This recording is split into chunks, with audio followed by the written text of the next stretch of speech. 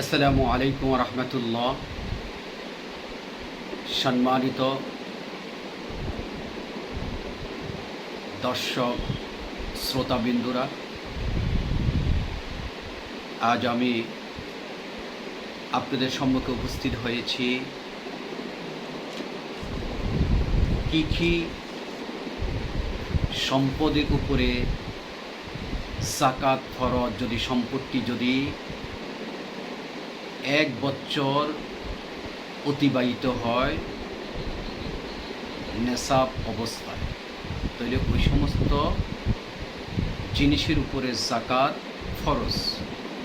1 নম্বর হলো নেশাবুজ জাহাব, স্বর্ণের নেশাব পরিমাণ হলে যাকাত ফরজ। 2 নম্বর কি নেশাবুল ফিদ্দা, রূপর উপর নেশাব পরিমাণ রূপ হলে তার উপর যাকাত ফরজ। 2 নম্বরে কি নেশাবুসাইমাতে, গবাদি পশু পাখির উপর যাকাত ফরজ যদি নেশাব পরিমাণ হয়। 5 নম্বর নেশাবুন নগদ, উপর যাকাত ফরজ। 6 নম্বর নেশাবুল রুজুত তেজারা, ব্যবসা বাণিজ্য পণ্যের উপর যাকাত ফরজ। 6 নম্বর হলো যে ভূমির উপর উৎপন্ন ফসলের যাকাত ফরজ। তাহলে এই 6টি জিনিসের উপরে যদি এগুলা নেশাব পরিমাণ হয় তাহলে এগুলার উপরে যাকাত দেওয়া ফরজ।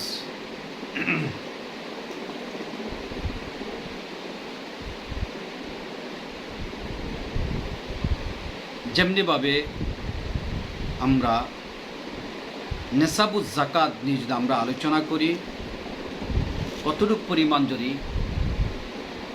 7.5 তোলা বারে 7.5 ভরি স্বর্ণ যদি হয়, আর এটা যদি এই 7.5 ভরি স্বর্ণের উপরে যদি হাউলানুল হাউল 1 বছর অতিবাহিত হয় তাহলে এই স্বর্ণের উপর যাকাত দেওয়া ওয়াজিব।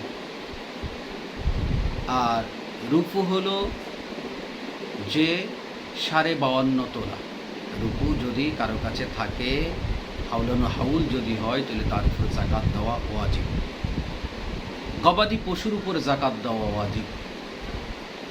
যদি আমার কাছে যদি 40টা গরু থাকে তাহলে আমি 1 বছরকার একটি গরু আমার উপর যাকাত দেওয়া ওয়াজিব। আর যদি আমার যদি 30টা যদি কি থাকে গরু থাকে তাহলে আমি 1 বছর একটি গরু বাচ্চা যাকাত দেওয়া আমার জন্য ওয়াজিব হয়ে যাবে।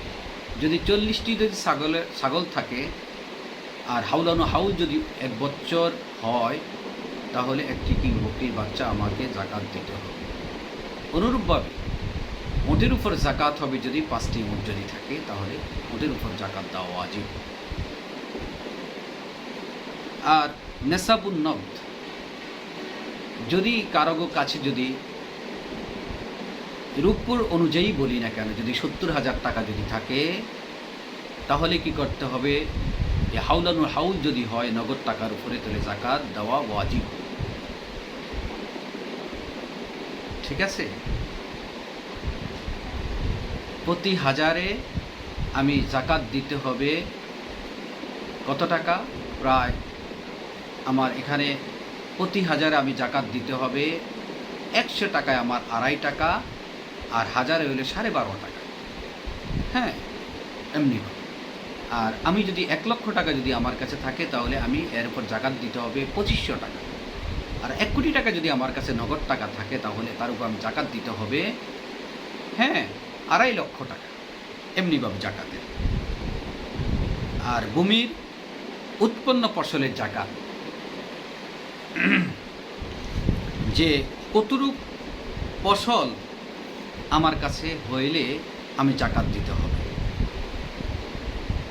যে মাল লা হাত্তা ইয়াহুলা আলাইহিল হাউল, যদি মালটা যদি 1 বছর অতিবাহিত না হয় তাহলে কি আমার উপর যাকাত দেওয়া ওয়াজিব নয়। আর ফসলের স্থায়ী বা অস্থায়ী যদি 5 অসৎ পরিমাণ যদি হয় তাহলে ওসর বা নিসফ ওসর জাকাত দেওয়া আমার আপনার জন্য ওয়াজিব। যদি আমি জমিন যদি চাষাবাদ করি বৃষ্টির পানি দ্বারা, তাহলে আমি 10 ভাগের 1 ভাগ জাকাত দেওয়া আমার জন্য ফরজ। আর যদি আমি সেচকৃত পানি দ্বারা যদি আমি জমিন আবাদ করি, তার থেকে যে ফসল উৎপন্ন হয়, তাহলে আমি 20 ভাগের 1 ভাগ জাকাত দিতে হবে। এখন এখানে যে কত পরিমাণ হইলে জাকাত দিতে হবে, যদি আমার এখানে যে 5 অশক যদি সম্পদ যদি উৎপন্ন হয়, তাহলে আমার উপর জাকাত ফরজ। 5 অশক কত? 1 অশক হলো যে সমান 60 সা, আর প্রতি সা হইল যে 3.5 তাহলে যে 60 গুণ 3.5 সমান 210। 1 অশক হলে 210, আর 5 অর্থাৎ 5 মণ 10, আর 5 অশক হইলে যে 26 মণ 10 যদি আমার যে দাঁত উৎপন্ন হয়, তাহলে তার উপরে জাকাত দেওয়া আমার জন্য ওয়াজিব। আবু হানিফা রহিমুল্লাহ তাআলা তিনি বলেন, 5 অশকের কম হোক আর বেশি হোক, যদি জমিনে বিধি উৎপন্ন যদি ফসল হয়, তাহলে সেখানে বা মাল স্থায়ী হোক বা অস্থায়ী হোক, তার উপরে জাকাত দেওয়া আমার আপনার জন্য ফরজ।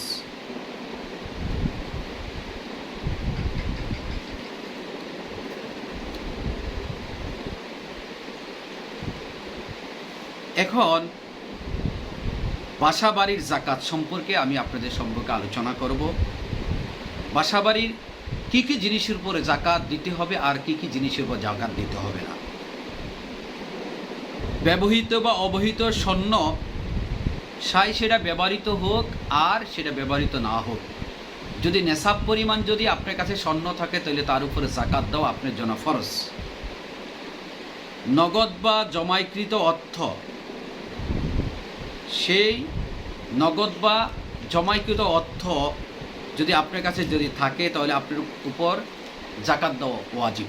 এর ভিতরে নগদ টাকার ভিতরে অন্তর্ভুক্ত নগদ টাকা, বিনিময়যোগ্য বৈদেশিক মুদ্রা যদি আপনার কাছে থাকে। 3 নম্বর ট্রাভেলার চেক যদি আপনার কাছে থাকে। 4 নম্বর যদি কি ব্যাক চেক যদি আপনার কাছে থাকে। 5 নম্বর যদি ব্যাংক ড্রাফট যদি আপনার কাছে থাকে। 6 নম্বরে ফে ওয়ার্ডার যদি আপনার কাছে থাকে। 7 নম্বরে পোস্টাল ওয়ার্ডার যদি আপনার কাছে থাকে। 8 নম্বরে মানি ওয়ার্ডার যদি আপনার কাছে থাকে। 9 নম্বর শেয়ার সার্টিফিকেট যদি আপনার কাছে থাকে। 10 নম্বর কোম্পানি শেয়ার যদি আপনার কাছে থাকে। 11 নম্বর কি ডিউ লেটার যদি আপনার কাছে থাকে। 12 নম্বরে সঞ্চয়পত্র যদি থাকে। 13 নম্বর হলো কি সিকিউরিটি মানি যদি আপনার কাছে থাকে। 14 নম্বর যদি জামানত যদি আপনার কাছে থাকে। 15 নম্বর যদি কি প্রাইস বন্ড আপনার কাছে থাকে। 16 নম্বরে কি ট্রেজারি বন্ড যদি আপনার কাছে থাকে। 17 নম্বরে ব্যাংকে বা অন্য কোনো প্রতিষ্ঠানে রাখা আমানত যদি আপনার কাছে থাকে। 18 নম্বরে কি কি বিমা বা এফ যদি যে এফডিআর যদি আপনার কাছে থাকে। 19 নম্বরে কি ফিক্সড ডিপোজিট যদি আপনার কাছে থাকে। 20 নম্বর যে পোস্টাল সেভিংস যদি আপনার কাছে থাকে। এই 5টা জিনিস যদি আপনার কাছে থাকে আর নেশাব পরিমাণ যদি এই অর্থগুলো যদি আপনার কাছে জমা থাকে, তাহলে আপনি জাকাত দেওয়া আপনার জন্য কি ফরজ।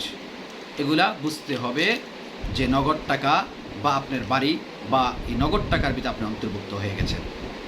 কাউকে কর্জ দিয়েছেন, যা আপনি সময় মতো পাইতে পারেন, যদি সেটা আপনার অন্য টাকার সাথে যখন আপনি হাউল যখন হবে, জাকাত বর্ষ যখন পূর্ণ হবে রমজান মাসে, এক যে চন্দ্র মাস থেকে আরব চন্দ্র মাস পর্যন্ত, এটা হলো যে জাকাতের, এটাকে চন্দ্র জাকাত বলা হয়। এর উপরে যদি আপনি হাউল যদি আপনার অতিবাহিত হয়, তাহলে তার উপরে আপনি জাকাত দেওয়া আপনার জন্য ফরজ হয়ে যাবে। বাসাবাড়ির সম্পদে ব্যবহৃত যানবাহনে কোন কোন বাসাবাড়ির জিনিসের উপর আপনার জাকাত আপনার জন্য ফরজ নয়। যেমনিভাবে যে আপনার বাসাবাড়ির জন্য আপনার 5 জন লোক আছে, 5টা গাড়ি আছে, এই 5টা গাড়ি যদি BMW যদি গাড়িগুলো হয়, এই 5টা গাড়ি আপনার জাকাত দেওয়া লাগবে না। 10টা মোটরসাইকেল আছে, 10জন ব্যবহার করেন, অতএব এই সম্পদের উপর আপনার জাকাত ওয়াজিব হবে না। হ্যাঁ, অথবা ব্যবহৃত আসবাবপত্র আছে, তার উপর আপনার দামি দামি সোফা, আলনা, খাট আছে, এগুলোর উপর আপনি জাকাত ফরজ হবে না। বসবাসের জন্য দামি অনেক অনেক দামি বাড়ি, আপনার 5টা ছেলে 5টা বড় বড় দামি, হ্যাঁ, আপনি বাড়ি অনেক দামি দামি বাড়ি আপনি তৈরি করছেন, অতএব এগুলোর উপর আপনার জাকাত বা ফরজ হবে না। যেরকম ব্যবসায়িক কাঁচামাল, ব্যবসায়িক আবার কাঁচামাল কি কি ধরনের এগুলা, যেমনিভাবে আপনি গার্মেন্টসের ভিতরে মেন প্রয়োজন আপনি সুতা, এই সুতা হলো আপনার কাঁচামাল। যদি 1 বছর থেকে আরেক বছরে মানে যে 1 সাল থেকে আরেক সালে যদি আপনার হাউল যদি সুতাগুলি আপনার থাকে কাঁচামাল, যদি এগুলা দিয়ে আপনি কাপড় বুনাবেন, এরপরে আপনি এগুলা দিয়া অন্য জিনিসগুলো তৈরি করে আপনি বিক্রি করবেন, যেহেতু এটা হলো মেন কাঁচামালটা, মেন এই সুতার উপর আপনার জাকাত ফরজ। অনুরূপভাবে আপনার জাকাত ফরজ হলো যে আপনার অনেক বড় আপনি লাইব্রেরি, বইয়ের ব্যবসা করেন, বই বাইন্ডিং করেন বা বই তৈরি করেন, আপনার এখানে কাঁচামাল হলো কাগজ, এগুলো যদি আপনি জমায় গিরতে থাকে, তার উপরে জাকাত দেওয়া আপনার জন্য ফরজ। অনুরূপভাবে আপনি ইটের ভাটা আছে, আপনি বিভিন্ন জমিন থেকে ক্রয়কৃত করে মাটিগুলো কিনে আনছেন, এই মাটিগুলো আপনার জন্য এটা হলো কি কাঁচা মাল, এটার উপরও আপনি ওই বাজার মূল্য হিসাবে জাকাত দিতে হবে আপনার। অর্থাৎ তৈরিকৃত পণ্যের উপর আপনি জাকাতের কথা, বিক্রিকৃত যে কোনো তৈরিকৃত পণ্যের উপর জাকাত ফরজ। ওই দোকানে যত টাকার মাল আছে বাজার মূল্য হিসাব করে আপনি জাকাত দেওয়া আপনার জন্য ফরজ। যেমন আপনার একটা সুপার শপিং মল আছে, আপনি বিশাল বড় দোকান আছে, আপনি হিসাব করবেন, করে তার উপরে জাকাত দেওয়া আপনার জন্য ফরজ। আপনার গোডাউনে আছে অনেক মাল, এগুলো আপনি বাজার মূল্য হিসাব করে তার উপর জাকাত দেওয়া আপনার জন্য ফরজ হয়ে যাবে।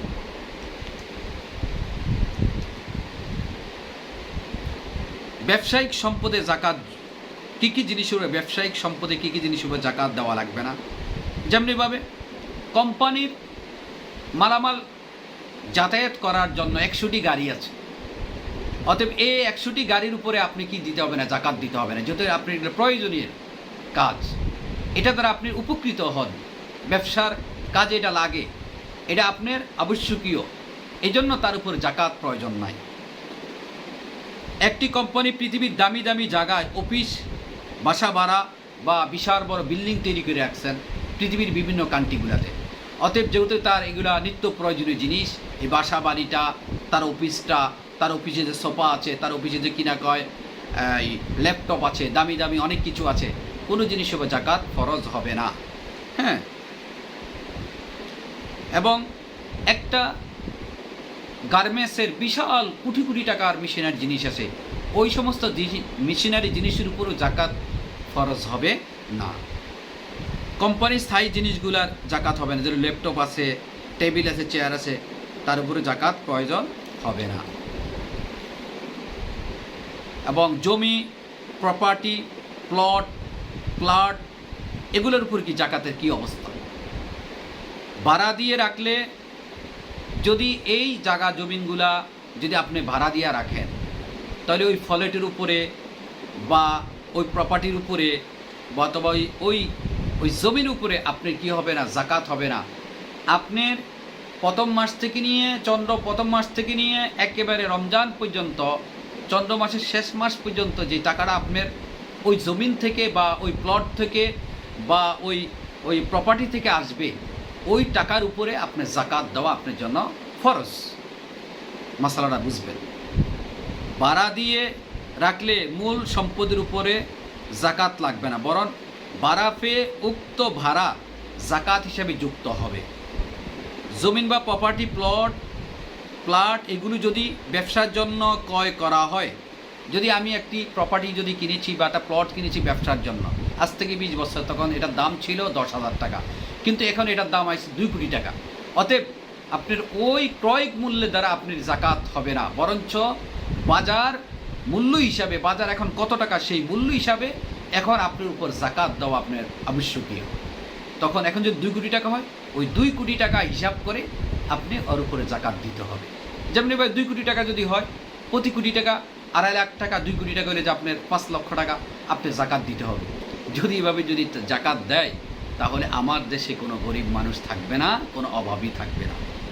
আশা করি আমার আলোচনাগুলি আপনারা অবশ্যই বোধগম্য হয়েছেন। এবং শেয়ার বা স্টকের এগুলোর উপরে কি জাকাত ওয়াজিব কিনা? হ্যাঁ, ওয়াজিব। কেমনি এগুলার জাকাত হিসাবে দত্তব্য হবে?